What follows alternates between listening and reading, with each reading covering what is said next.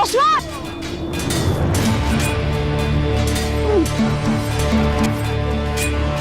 Beyim! Beyim!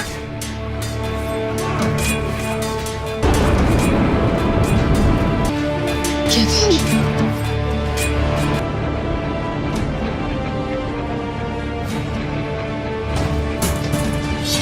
Sana geleceğimi dedim.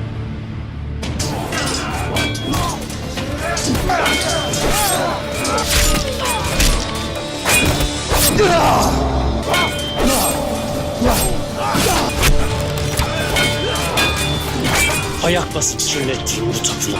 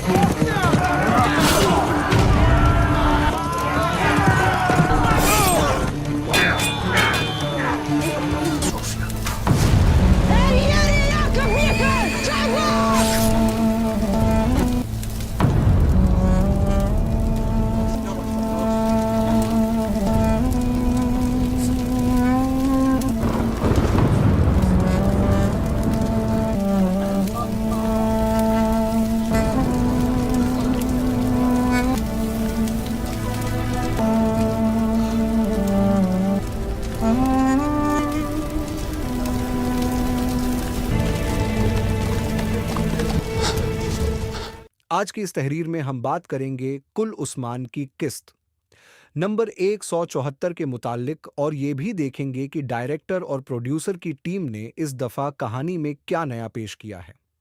लेकिन सबसे पहले एक नज़र डालते हैं उस अहम पहलू पर जो हर बार सवाल उठाता है।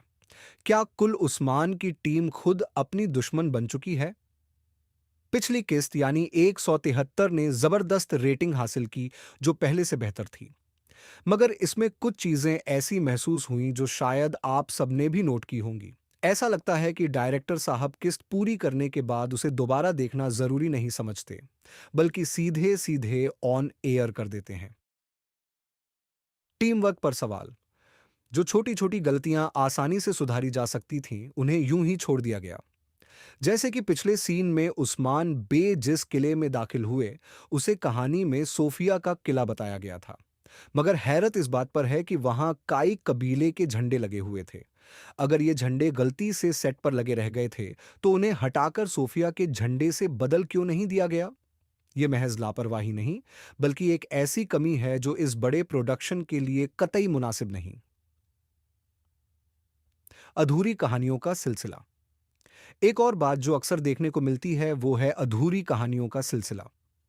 कई किरदार और उनकी कहानियां ऐसी छोड़ी जाती हैं जो बाद में कभी भी किसी मौके पर इस्तेमाल हो सकें। मिसाल के तौर पर कायो नवाज का किरदार। हमें अब तक ये नहीं बताया गया कि वो आखिर करासी बे के साथ क्या कर रहा है। कहानी के इस अधूरे हिस्से को डायरेक्टर ने यूं ही लटकाए रखा है। इसी तरह हलीमा खातून यानी पोना के किरदार की वापसी को देखिए। हमने माना था कि वो मर चुकी हैं, मगर अब कहानी में उनकी वापसी दिखाकर इसे एक नया मोड़ दे दिया गया। नाजरीन को ये बात जरा मुश्किल से हजम होती है। क्या डायरेक्टर का मंशा अलग है? ऐसा महसूस होता है कि डायरेक्टर का मकसद नाजरीन को वो दिखाना नहीं है जो वो देखना चाहते हैं, बल्कि वो अपनी मर्जी से कहानी को इस तरह मोड़ देते हैं जिससे ड्रामे का असली मकसद खो सा जाता है। कायो नवाज के किरदार को अधूरा छोड़ने का मकसद भी शायद यही है कि अगर करासी बे का किरदार फेल हो जाए तो उसे हटाकर याकूब बे को कहानी में लाया जा सके।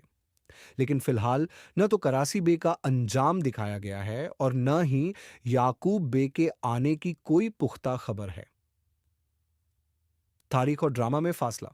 अगर बात उस्मान बे के जिरगा सभा की करें तो वहां तारीखी किरदारों की कमी साफ नजर आती है। जैसे कि बोरान और जरकोताई जैसे फिक्शनल किरदारों को ज्यादा अहमियत दी गई है, जबकि अक्चा, कोजा और कोनूर बे जैसे असल तारीखी किरदार गायब हैं। कोनूर बे, जो उस्मान बे के दाहिने हाथ कहे जाते थे, अब स्क्रीन पर नजर नहीं आ रहे। इसका कारण यह है कि उन्हें अब एक और बड़े प्रोजेक्ट सलाहुद्दीन अयूबी में शामिल कर लिया गया है। लेकिन सवाल यह है कि अगर आप एक तारीखी ड्रामा बना रहे हैं तो इन किरदारों की मौजूदगी कैसे नजरअंदाज की जा सकती है? मानदार, मलहून खातून और बाकी किरदारों की वापसी का सवाल। नाजरीन अक्सर पूछते हैं कि मलहून खातून का किरदार वापस आएगा या नहीं। इसका जवाब यह है कि अगर डायरेक्टर चाहें तो उन्हें किसी भी वक्त कहानी में वापस लाया जा सकता है। लेकिन इस बात की संभावना कम है, क्योंकि मलहून खातून का किरदार निभाने वाली अदाकारा फिलहाल दस्तयाब नहीं है। बहरहाल, किस्त नंबर 174, आने वाले हालात। अब बात करते हैं अगली किस्त में होने वाले वाकयात की। जैसा कि आपने देखा होगा, पिछले एपिसोड के आखिर में उस्मान बे को एक तीर लगा है। ऐसा लगता है कि इस जख्म की वजह से सोफिया को पीछे हटना पड़ा और उसने उस्मान बे की करारगाह पर हमला कर दिया। इस हमले में उस्मान बे के करीबी सरदार बिहान बे को शहीद कर दिया गया। इस वाक़े से कहानी में एक बड़ा मोड़ आएगा। इसके अलावा बेगम खातून के बारे में भी अहम खुलासे होने की उम्मीद है। ऐसा लगता है कि कायो नवाज ने उनके भेद जान लिए हैं। जम बारसकती, नाजरीन की ख्वाहिश और कहानी का रुख था। नाजरीन की ख्वाहिश है कि कहानी को तारीख के करीब लाया जाए, मगर ऐसा लगता है कि डायरेक्टर ने इसे महज एक ड्रामा बना दिया है। अब देखना यह है कि आने वाले एपिसोड्स में डायरेक्टर इस कहानी को किस दिशा में लेकर जाते हैं। अंतिम ख्यालात में ड्रामे की मौजूदा रेटिंग कुछ वक्त के लिए बढ़ सकती है, लेकिन अगर कहानी को इसी तरह अधूरा और उलझा हुआ रखा गया तो ये ड्रामा अपने आखिरी सीजन तक पहुंच सकता है। हमें उम्मीद है कि आगे के एपिसोड्स में कहानी को सुधारने की कोशिश की जाएगी। सलामत रहें और हमारी अगली तहरीर का इंतजार करें। वसलाम। ऐसा लगता है कि इस जख्म की वजह से सोफिया को पीछे हटना पड़ा और उसने उस्मान बे की करारगाह पर हमला कर दिया। इस हमले में उस्मान बे के करीबी सरदार बिहान बे को शहीद कर दिया गया। इस वाक़े से कहानी में एक बड़ा मोड़ आएगा। इसके अलावा बेगम खातून के बारे में भी अहम खुलासे होने की उम्मीद है। ऐसा लगता है कि कायो नवाज ने उनके भेद जान लिए हैं। जम बारसकती, नाजरीन की ख्वाहिश और कहानी का रुख था। नाजरीन की ख्वाहिश है कि कहानी को तारीख के करीब लाया जाए, मगर ऐसा लगता है कि डायरेक्टर ने इसे महज एक ड्रामा बना दिया है। अब देखना यह है कि आने वाले एपिसोड्स में डायरेक्टर इस कहानी को किस दिशा में लेकर जाते हैं। अंतिम ख्यालात में ड्रामे की मौजूदा रेटिंग कुछ वक्त के लिए बढ़ सकती है, लेकिन अगर कहानी को इसी तरह अधूरा और उलझा हुआ रखा गया तो ये ड्रामा अपने आखिरी सीजन तक पहुंच सकता है। हमें उम्मीद है कि आगे के एपिसोड्स में कहानी को सुधारने की कोशिश की जाएगी। सलामत रहें और हमारी अगली तहरीर का इंतजार करें। वसलाम।